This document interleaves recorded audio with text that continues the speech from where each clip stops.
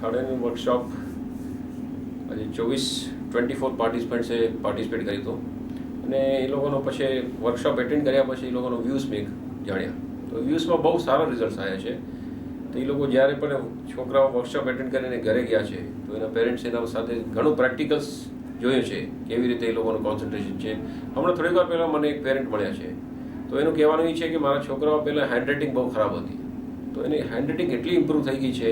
અને એના અલાવા જે લાઇન્સ પહેલાં થોડાક વર્કશોપ પહેલાં જે ડાયાગ્રામ્સ કરતો કે એના પછી લાઇન્સ દોરતો તો બહુ ક્રોસ આવતી, તો એના ફિગર્સને જે મિસમેચ ઘણા થતા હતા. તો હવે એ લોકોએ ઓબ્ઝર્વ એ જ કર્યું છે કે એને એવું લાગે છે કે ફિગર્સ બિલકુલ પરફેક્ટ આવે છે અને લાઇન્સ એટલું સ્ટ્રેટ કરે છે અને એને ટીચર્સને એને ક્લાસમાં બધા સરપ્રાઇઝ છે એના માટે બહુ. અને એને એનું જનરલી ક્લાસમાં કાંઈ પણ લેસન ચાલુ હોય તો એનામાં એને ઘણું કન્ફ્યુઝન થતું આથી પહેલાં, થર્ડ વર્કશોપ પહેલાં. તો હવે એવું લાગે છે કે એને ઇઝ કોન્સન્ટ્રેટિંગ મોર. એને ખાલી બોર્ડ દેખાય છે અને એને ટીચર દેખાય છે, બીજા કોઈ સાઈડમાં કોઈ નથી દેખાતું એનું. એવું એટલું ફોકસ એમાં, ખાસ કરીને એનું કોન્સન્ટ્રેશન અને ફોકસ એટલું ટ્રેમેન્ડસ ઇમ્પ્રુવમેન્ટ થયું છે.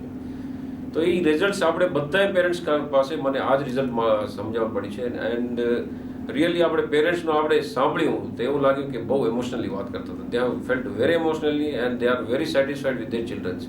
એન્ડ એ લોકો એક્સપેક્ટ પણ નહોતું કર્યું કે આવું સારું થળે એ લોકોનું થશે. બસ, ધન્યવાદ.